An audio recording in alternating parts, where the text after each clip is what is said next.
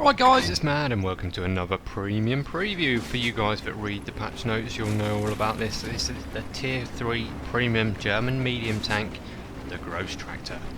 And for also some of you guys who watch the Quickie Babies channel, you've probably seen this already anyway.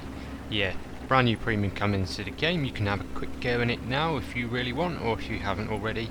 If you go into the tutorials, select the driving tutorial, and you can have a drive around in this new tank before you choose to buy it or not. Right, so what's this thing all about then? Well, it's a bit of a mixed bag. It looks like a heavy tank, doesn't it? It's classed as a medium. The armour values are 14mm at the front, 8 at the sides, and 8 at the rear, and that's the turret as well. So a tier 3 tank with its thickest armour is 14mm.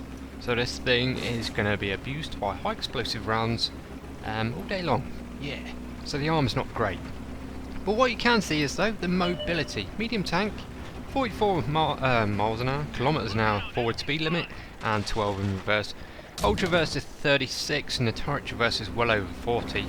So quite a manoeuvrable tank considering its size. Later on in this video I'm actually going to park up next to one of the tier 1 tanks. And it's about 3 times the size. So it's going to be a big target for any dirt guns and artillery. Anyway. So I said it was a mixed bag and all we've heard is bad things so far. So what is the best thing about this tank? Well, it's the gun. It's a 75mm, but it's not a standard gun, it's a howitzer. Meaning, yeah, it's a dirt gun, which is cool.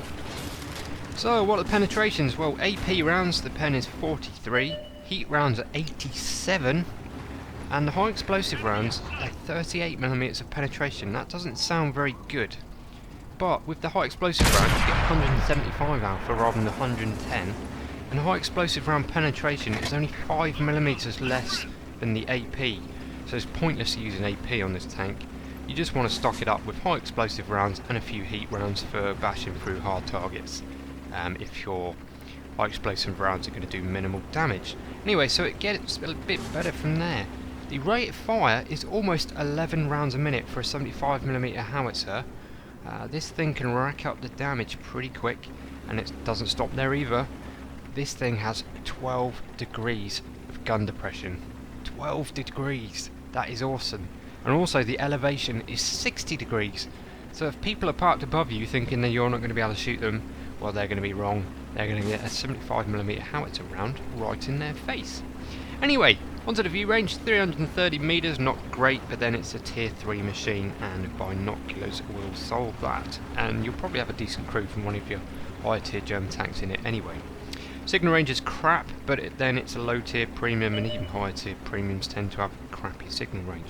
So how much is this thing going to cost you? Well, on PC it's going to cost you 950 gold, but that, you know, that's PC cost. We may have totally different costs.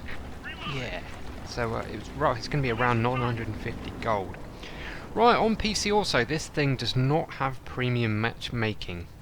So that means it meets tier 5 tanks with maximum armour value of 14mm. However, that does not mean ours won't have premium matchmaking. Take the recent Type 59 on PC, that sees tier 10s, whereas we, for us, Type 59 only sees tier 9s. So it may well come with premium matchmaking, and I hope it does. If it does come with premium matchmaking, I will probably purchase this tank. But if it does see tier 5s, I think I probably won't bother. But then it's entirely up to you. This is just a premium preview, just letting you know it's around. Again, it's in the tutorials. Go to the driving section, and you can drive this thing around, although you can't fight any live targets. There's just a few tier 1 tanks flying around. Right, so there we go, fellas. Hope you enjoyed this preview. I'm back online, but as you've probably seen from some of the clips in this video, I'm one barring a lot. But it does take up to 72 hours for a brand new ADSL line to stabilise, so hopefully I should be back in some decent gameplay pretty soon. Well, there we go, fellas. Give the video a like if you did, sub if you're not, and I'll catch you on the next one. See you later.